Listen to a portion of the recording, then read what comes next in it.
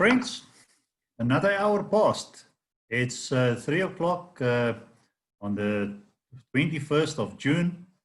And again, if this is the first time you're tuning in, happy Father's Day to all our mothers, and enjoying your Sunday afternoon, I trust.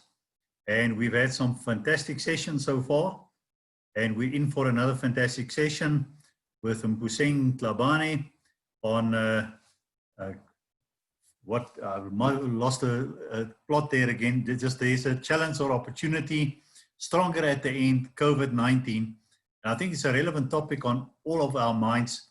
It caught us all by surprise. I mean, 6 months ago, it would not even have come up in any conversation. Here we are 6 months later, and the world is no longer the world we grew up in. And none of us have got any textbook experience, no school, no university, no church can teach us from the past on how to handle the current world. So we're looking forward to this session from Mpuseng. And I think, Mpuseng, it looks like you've got a lot of interesting slides to share with us. So without any further ado, over to you. Thank you. Thank you, Jasper, for the introduction.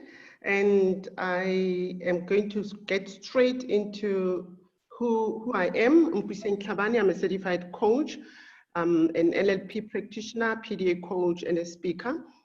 And my purpose in life is to strengthen the creator in people I relate with, business and off. And it's a long story how I got to get that mandate. So that's for another day. And this I would do through helping women to live out their full potential with strength and freedom, and also to empower the youth towards sustainable economic participation. Now you will see from that one why I was asking Peter the question that I was asking him, and even with Chris Black with the entrepreneurial programs that he is running. And with regards to helping women, my background is in corporate, and I was a human resource professional. I worked for 27 years before I decided to quit corporate. So I've been there, I have seen it, I've got the t-shirt, I've got everything, and I believe that I've got a lot to offer to the up and coming women and young people in our country, especially with regards youth empowerment. I saw an article yesterday about the work that the government has done with regards youth development. And my experience has been that most of what is being done is with regards to employability, creating opportunities for employability.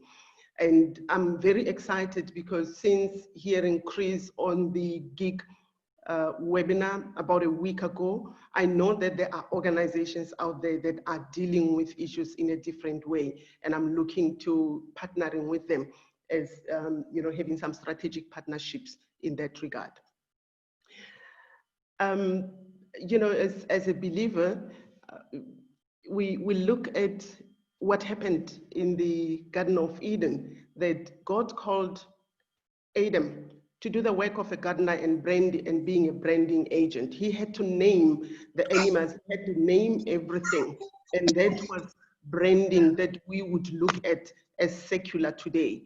And what a beauty, because it was God ordained and good and meaningful. And I believe that God is calling all of us to create as a means of glorifying him, because he has put himself in all of us. And that is why I'm saying my purpose is really to bring out the creator in each and every one of the people that I relate with. My topic I titled COVID-19, Challenge or Opportunity. And I'm coming from a point that we hear a lot of complaining, a lot of talking about, what is so negative about this pandemic and what's going to be happening in the future. And I'm so proud to be a part of this fair, where a lot of what is being discussed is, we are here now. And someone said earlier on, was it the KW lady, that the future is now. We are here. We're not talking about it being in the far end. So what are we doing now to get ready and make sure that when all else is done and the dust settles, we come out stronger?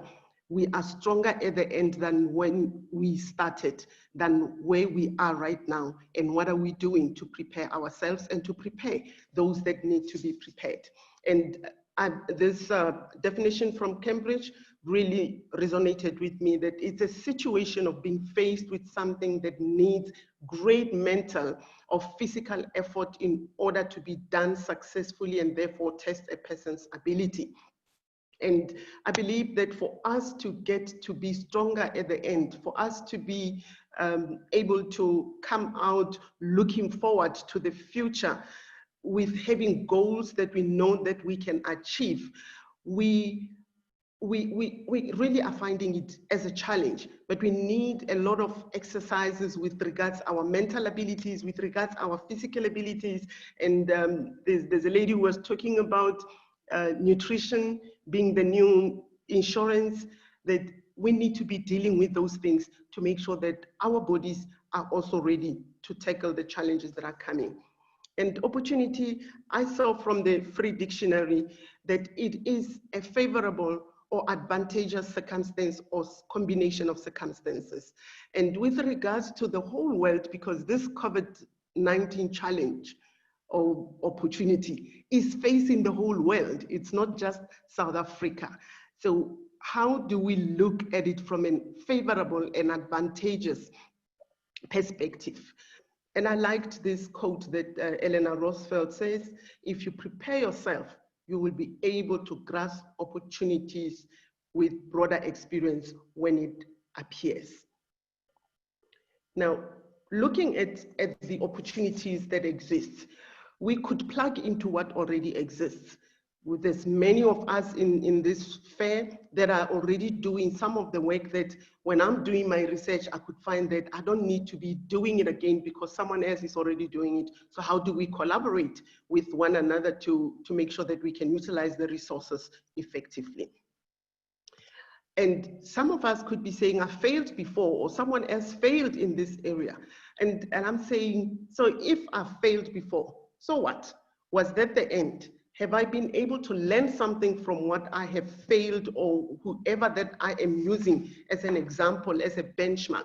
What is it that they failed at, and what can I do differently now to bring out the creator in me and create a new experience?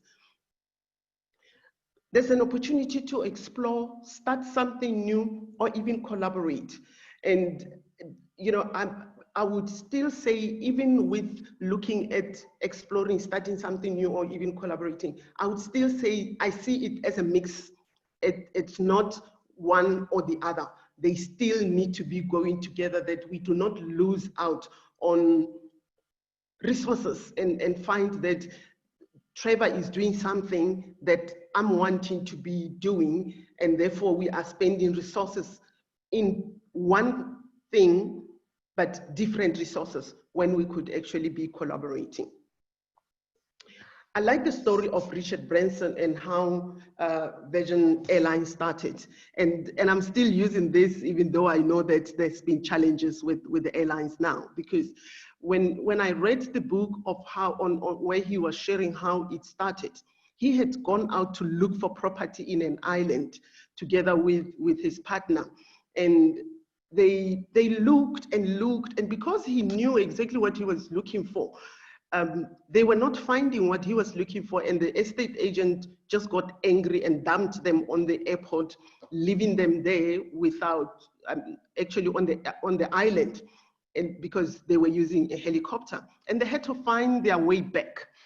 And at the airport, while waiting, that's when he realized the opportunity, and he came up with the opportunity of starting Virgin Airlines. I find it as a very innovative approach to life. He's one of the examples of those people that I look up to and say, my goodness, this guy has got guts.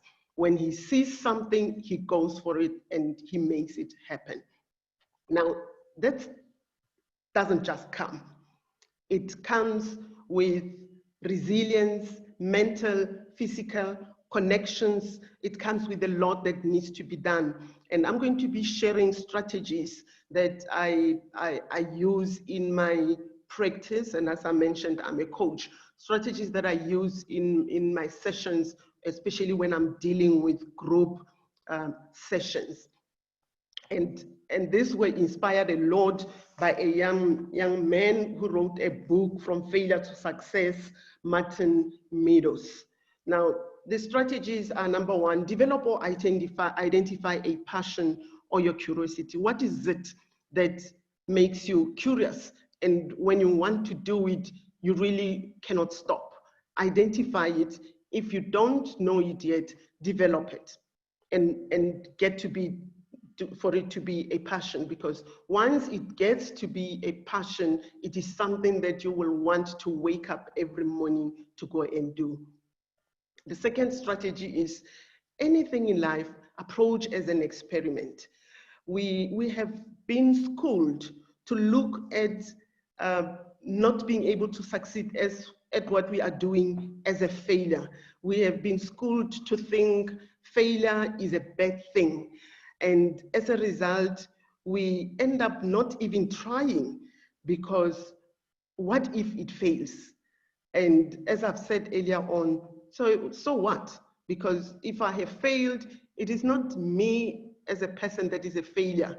It is a concept that has failed, and I need to go back and say, so what do I need to do differently? The other strategy is finding value and meaning regardless of results. Now I'm going to get a bit deeper, not so deep. I've already touched on the passion and curiosity, that we need to get to a point where we are constantly motivated to persist in spite of challenges. There is a challenge now. There are people losing their jobs. There are people that are potentially going to be losing their jobs. And for us to sit and moan about it, how is it going to help? And it is about that passion and the curiosity that's going to help one to develop the mental strength while they enjoy themselves towards the next best thing they would like to do. And it would be good to think of it as an exercise and look at it as, you know, when I go to the gym, I have a goal. I want to lose weight. I want to build my biceps. There are things that I want to do. And when I look at what I want to do as this challenge, as the opportunities that COVID-19 is bringing to us, what is it that we can do? And look at it as an exercise instead of instant gratification. Experiment. Failure is always a possibility, and nobody has an innate golden touch. We will always, we've just had Peter's experience that it was a good project. It was something that was beautiful that was going on, and yet it failed. And he has the resilience of coming back. And that's really what we need, to look at life and all opportunities as it's possible it could fail. However, what do I learn out of it? So if you aren't entirely sure about your goals, start it anyway and approach it as an experiment for you to learn from. Value and meaning. I like how weight loss resonates quite a lot with me, because as a woman, this is something that, you know, we grow up changing from one diet to the other. From one diet to the other. This one works for 6 weeks, and then all of a sudden it doesn't work, and move on and find something else. And my belief is we need to move to a point that in that journey of trying to lose weight, and maybe I did not get to the ideal weight, I'm sure there is something that I learned. What is it that I have learned?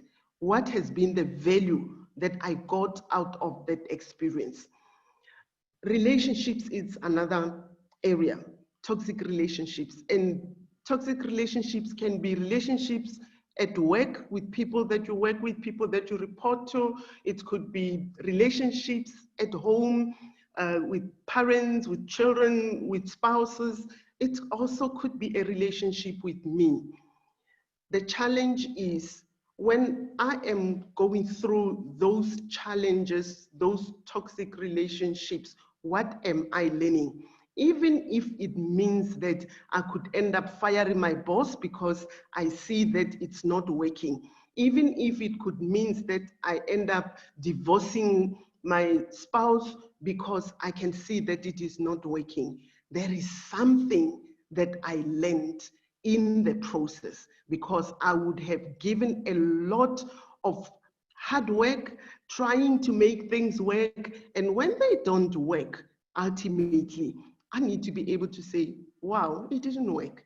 And so what did I learn out of that I can use into the future? It is important in life that we make decisions. And I got to a point, and this is why I'm sharing as well. I share in my sessions that I facilitate coaching and group sessions, that we need to make a decision about our lives. And some of the decisions I made was, I am my most valuable asset. And when I come from that point of acknowledging that I am my most valuable asset, I find that I'm able to gather all the resources and bring out even the resources that are in me that I might not have realized I had, because it is all inside of me.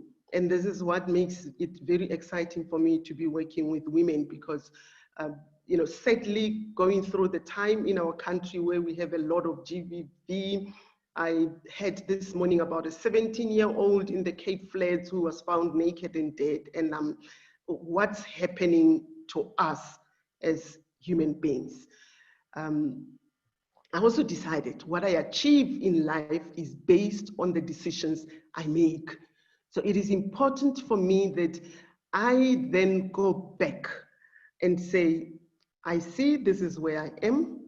So how do I make sure that I do not get back to where I have been, because I got where I have been because of the decisions I made. So what are those decisions that I need to make differently going forward? Thirdly, I must accentuate my life or otherwise become an accident waiting to happen. A lot of us live life like it's an explosion waiting to happen. And I believe that it is important to make a decision that I am going to take control of my life and bring it to a level where I know it's taking me to being able to access those opportunities. If it means to create opportunities, that is what I would do, and create those opportunities in my life to make sure that I can still be strengthening and the creator in those that I relate with. Lastly, I have decided that I will allow my character to develop in alignment with my assignment. It's not always easy. And I love it because I have gone through this journey, and this is what I have decided, tough as it was, with my experiences as a young woman in corporate South Africa, experiencing discrimination because I was young, because I was Black, because I was asking questions of clarity and I would be misunderstood that I'm looking for trouble. And I am now where I am because I have allowed for my character to develop, because I knew there was something in me to offer to the world. And yes, it's taken a little longer, but I know that it can still be done, and it will be done. And especially with this opportunity of participating in this fair, the relationships that I know I'll be able to build with people. One of the guys who inspire me a lot is John Maxwell, and he wrote a book, Failing Forward. And in his book, Failing Forward, he came up with this acronym, Be Real, And what does that mean? R stands for relationships. In life, we need relationships. I need to have a relationship with myself, be able to do self-care enough to eat properly, to exercise, to develop myself, so that I can be able to relate better with other people. Because if I don't have a good relationship with myself, then I'm not going to be able to relate better with other people that I relate with. Secondly, equipping. Now, he says, when you are in life, whatever project you are in, you might be having a team that you need to equip. And for you to make sure, even when you fail forward, you have an equipped team. Now, in case you don't have a team, you have yourself to equip yourself. I need to equip myself with what I need to be able to succeed, because failure, while it is there, it should not be the norm. Attitude. My attitude, more than my aptitude, will always determine my altitude. A lot of times we think that I have to be smart and clever and intelligent and all, and yet my attitude sucks. I cannot relate with people. I do not have a good work ethic. I believe that things must happen overnight for me to continue contributing.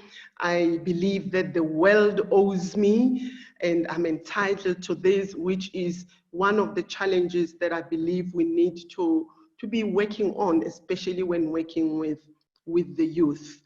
That yes, our country has got a not so good history, but we cannot change the past. And until I change, I cannot expect the world to change. The last letter is leadership. He says if you desire to lift the lead on your personal effectiveness, the only way to do it is to increase your leadership skills. And I will not be able to lead anyone if I'm not able to lead myself. So it also starts with me. How aware am I of my own leadership capabilities? And how am I prepared to pay the price for me to be able to attain the potential that I want to achieve?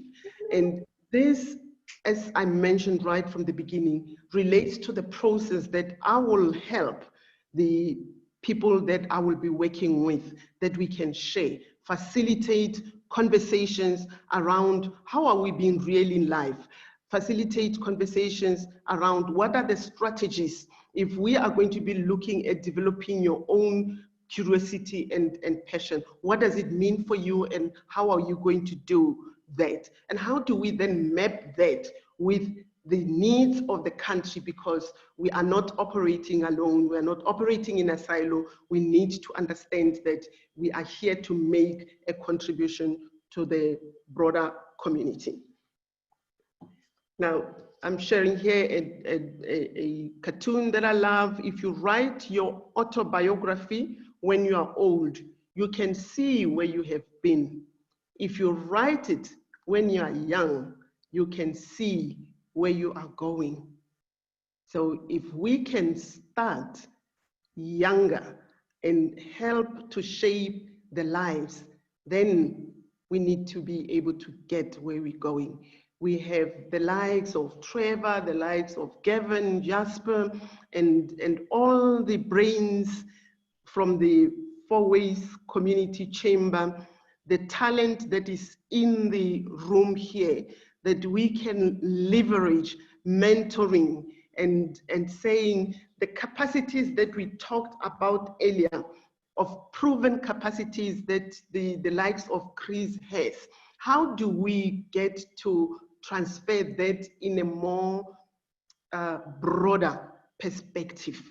take those people, those entrepreneurs that he has trained and those that have become trainers and say, how are they then leveraging from what he is teaching them and the legacy that he is leaving? And I'm mentioning Chris, this, as I've mentioned previous names, there's quite a lot that is in the house right now that we can leverage from as a country, and therefore finish stronger in the end, that when the dust settles with COVID-19, we come out as better, we come out with women that can make a contribution to the society in a better way, we come out with young people, and that for me is quite a sore one, because the reality is now with the retrenchments that are potentially coming, they might not come, but the young ones are the ones that are going to be retrenched first, unless the senior ones come up with some strategies of saying, guys, this is how we want to do things. But the reality is a lot of people keep on to jobs because they have commitments, and we have a culture of when it is the 15th and it's payday, that's the last time we see any money. We need to create a culture of multiple streams of income, which I love about this community, that is something that we are pushing. That is me. And yeah, the challenge of saying young women, young people, let's stand up and finish this journey strong. Thank you, Mpuseng. That was very well done. And I was thinking by myself now, I want you to be our next president, because I can listen to you, because the rest of them don't have anything to say, but you're practical. And, you know, if you can just unshare your screen, there are quite a few good chats came in that I just want to also share as we start to open the floor for communication. But let me just hear from, we got here from, let's go there.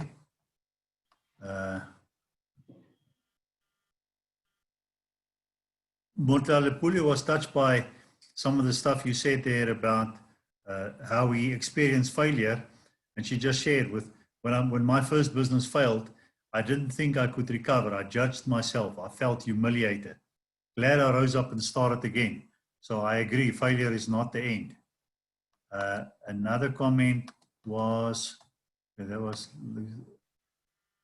great. Well, a lot of people just say great presentation, congratulations, incredible illustration.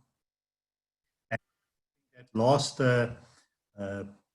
illustration you used about rewrite your autobiography, then you know where you're going, was also very apt and very good. Guys, I'm going to open the floor. I see Mpuseng, you've got your hand up. Open up your mic and the floor is yours. Thanks very much, Mpuseng. Very insightful. One of the points you made just reminded me of what I was sharing with a group of young people. I had an opportunity to be a speaker for June 16. And I was saying, you know, when you look and you listen to the noises outside and you make that point, there's a lot of negative news, you know, about the impact of COVID, the retrenchments, the job losses, etc., which are a reality. But people are not talking about the fact that, you know, there are people who are clinching business deals. There are people who are getting employed, you know, and that's the message I took to the young people, to say, as much as there's all this doom and gloom, there's also a lot of exciting and good opportunities that are out there. And we need to almost like get our thinking in a very different way. So we frame, you know, our thinking about this time very differently, so that we rise up and we also part of those people who get the jobs and who get the business opportunities. So thank you very much for that. You are right. Hey, the presentation that Keller Williams had with Nosipo, that she started 6 weeks ago, and she has signed already 10 deals. And you're like, okay, so it's doable. So it really is a perspective. Do you look at it as a challenge, or do you say this is an opportunity and I'm going to grab it, or I'm even going to make an opportunity myself, create an opportunity myself? Thank you, Mtlalepule. Right. A lot of people in the chat box or in the participants have just clapped their hands and thumbs up for you there. I think while I wait for the next mic to go open and make a comment, Bulelwa, do you have something to say? All right. All right. I think your other comment there with personal growth, one of your last slides, is so important that you cannot grow further than you have grown internally. And so many people think, if I can just get matric, I'm made. Whereas it doesn't matter what sort of initial skills you get, that's just the starting point. And I think I want to also recommend all of you who are here for the first time and participating in this platform, if you want to have more of what you heard Mpuseng shared with us today, the sort of thinking about the new future, today will limit us because we have to wrap up shortly to get another speaker a chance. But every morning from 8 to 8:30, there's a session sponsored by the Wisdoms Group, Trevor, Gavin, and Lee. And they just take us through all these topics and we can talk about stuff that we would normally not have time to talk about. And Mpuseng, I sense there's a good story that in time to come that you will come and share with us, because what if I can maybe open with that, what got you to where you are to now be at the position where you talk to corporates and you talk to women? And my other question about the women is, who are you, what women groups are you talking to? Who do you represent? What is your reach? So if you can maybe just answer some of those questions.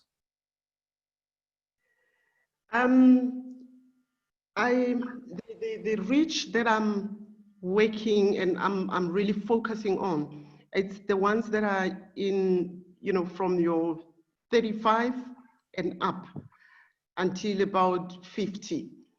But I would not hesitate working with anyone that's above 50. And the whole background is because there's a need for these women to be able to understand that the world does not owe anyone anything. And we need to be able to come out and present ourselves to the world and grab whatever opportunities are there and create opportunities. Yes, there will be barriers, and it is about understanding how I myself react to those barriers with freedom, that I build strength from within, that I can be able to deal with them and confront situations without confronting the person, and deal with the issues, because they will always be there. And if I get to a point where I am able to understand who I am, what I want in life, and what strategies am I going to put in place to get that, what is it? And this is why we all need coaches. A lot of people do not understand the value of coaches. A lot of people do not understand that CEOs are being coached. And having a coach does not mean any weakness on your part. It's having a sounding board, someone that can hold a mirror in front of you and help you to bring out the potentially new that you have not been able to bring out. So yeah, that's the kind of age group, and age as in because they are already in management or supposed to be in management. Because if they are not in management, there's good reasons why they are not. and they may not be aware if they are aspiring to be in management. And perhaps employment is not their place. Perhaps they need to be going out there and be entrepreneurs. So it's really getting to a point of saying, are you in the right place? And the path that you are on, is it taking you to where you want to go? Good, thanks. I see Trevor's got his hand up. Yeah, sure. I want to find out more about Mpuseng. And just to ask you, are you still within the corporate environment? Or are you in your own entrepreneurial operation? I'm on my own, Trevor. I left 2012. I decided to exit. 2012, because I went back and had a look, and I saw that you were hobnobbing at the hub of the economy. Is that correct? Yes, I was, and that is where I learned quite a lot. Well, you know what? I'd love you to share. I'd love you to share what it is you learned in those hallowed halls. So, just explain what your last corporate career position was. My last career position was I was head of HR at the hub. And that year, if you would be able hang on. Jasper doesn't know what the hub is. He used to go shopping in Durban. Okay. Explain to him what the hub is. Apologies, Jasper. I was the head of HR as the Johannesburg Stock Exchange. And the profile of the executive team was very interesting, and the challenges, the business challenges that we had to deal with. The time that I left, there had been quite a lot of challenges and changes. The stock exchange had just recently, for about 10 years, just under 9 years, been a listed company itself. So it was still in a process of finding how to play in this market that they have always regulated. And so moving from just being a regulator to being a regulator and a player in that field was some of the challenges that we were needing to be dealing with. And of course, the transformation was a challenge, both business transformation. If you looked at listed companies, who owned the listed companies, who managed those listed companies, it was quite horrific. And you look at the organization itself, and being at the helm of the HR function, I had to develop the mental strength of dealing with those challenges without becoming a man, because the environment, you know, the financial markets environment is pretty much male dominated, and it still continues. There's a few changes now at the stock exchange itself, but the market, the industry itself continues to be quite a challenge. And having to deal with those issues, I would come home and at that time, the leadership didn't believe in paying for coaching programs. I had to invest in getting myself a coach, because I had to deal with a lot of issues that were kind of...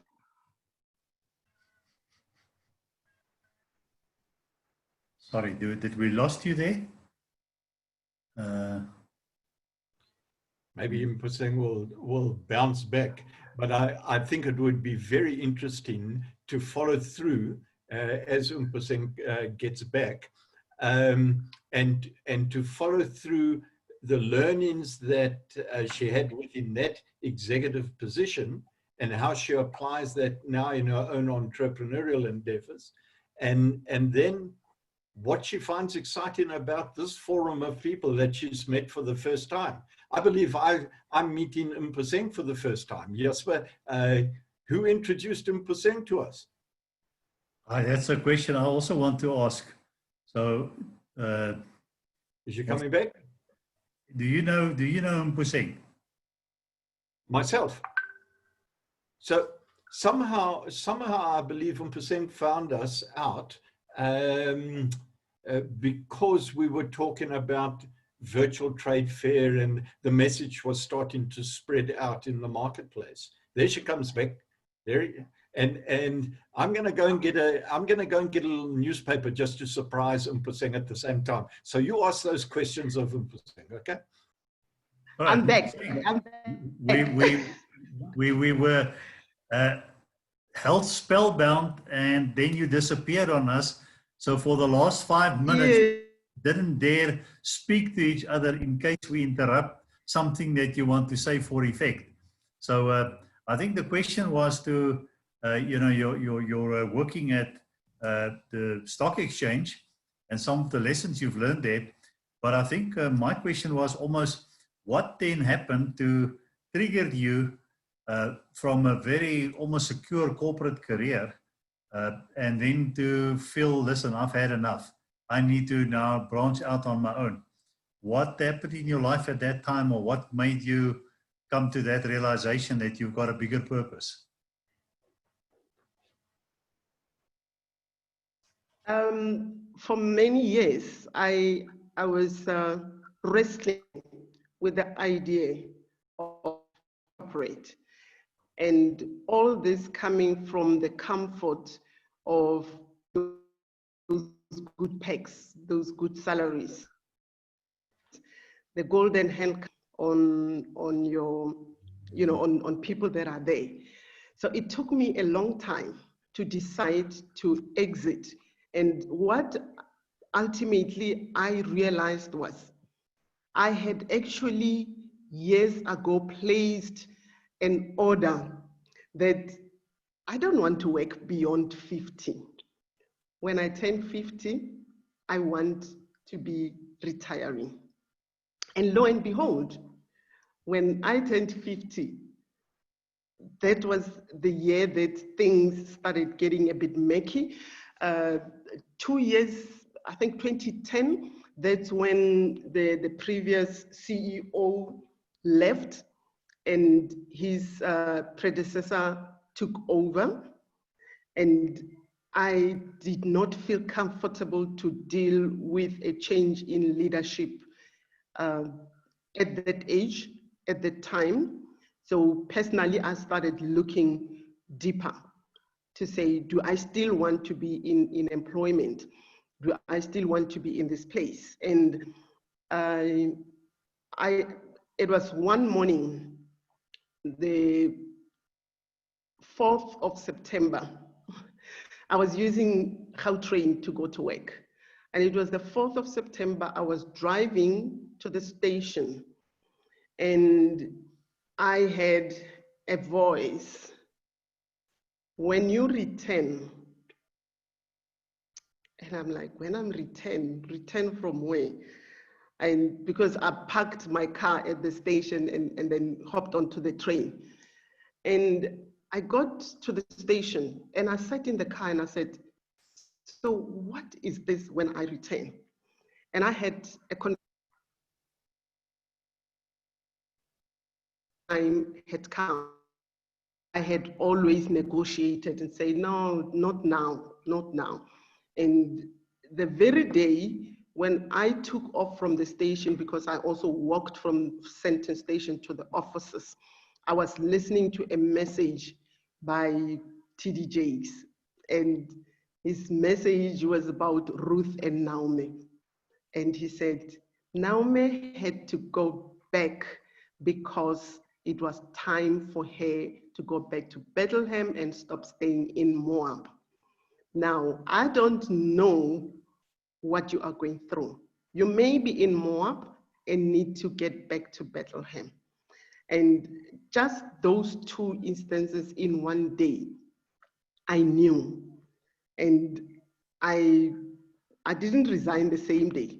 I went back and had some conversation, and within a week, I went and said, I'm going to be resigning. And this was in September, and because I was at executive level, I would have to serve 3 months. So I didn't want to be there the next year. I decided now I'm going to resign, and December is going to be the end of the year. So it wasn't a very comfortable decision, but I knew that if I didn't obey, I might not get another chance. Thank you. I know for everybody who make these kind of life-changing decisions, something almost supernatural must work within you to just sway you to say, now it's time. And at the time, it's not comfortable. It's extremely uncomfortable, but you have to work through it. I think we're all, while you were offline just now, we wanted to know, how did you get to know about the virtual trade fair or the chamber? Because we're very happy that you participate. It's just interesting to know, how did your path cross ours? I'm a member of GIG, so that's how I got to know. That's how I got to know about it. Sunday, I didn't ask Motlalepule who was talking about the virtual trade fair, but she sent me a message and said, "You are not on the call. Where are you?" And I had gone to see my parents, and we struggled with network there, so I couldn't connect. So she told me, "No, Mpuseng, here is information. Check it out." And yeah, thank you, Motlalepule. Thank you. I'm forever indebted to your looking after my interest like that. So that's how I came, and I've really enjoyed at the top. Come on, Trevor. I really enjoyed the fair. It's been quite thought-provoking. The speakers, the topics. I'm looking forward to another one that's coming. I know it's coming. Fantastic, Mpuseng, and yeah, no, we're proud to have you as part of GIG, and thank you for everybody else to start spreading the word. And I think while Trevor is holding up the Northern Business Review there, just share why you have that specific newspaper up for the sake of Mpuseng. Because this is the quality of what we can do in this country. I know that Mpuseng values her experience at the JSE, even though I can just imagine how tough it was in the position that she was in. But you know what we did here at the chamber? We took a young family out of Cosmo City who actually were producing this little paper in their home environment. And they met with us, and within 6 weeks, we had them at the top of the JSE.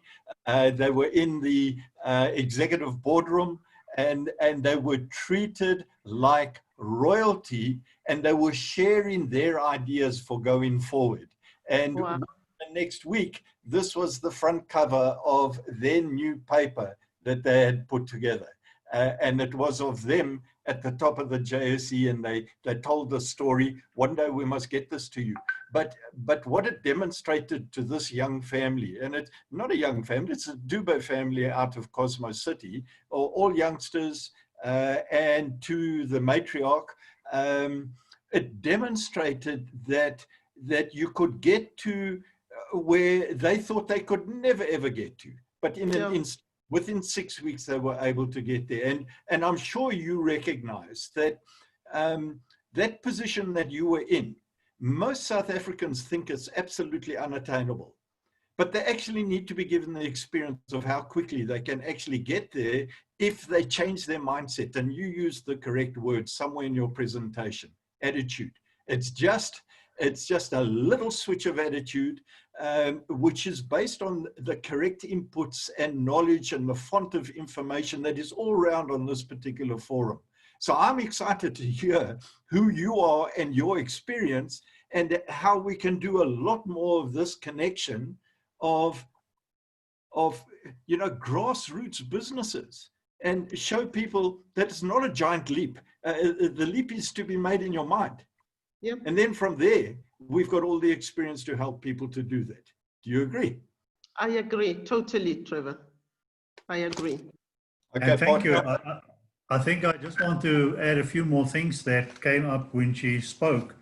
And you said an important thing is to plug into what already exists. Don't reinvent the wheel that's already in place.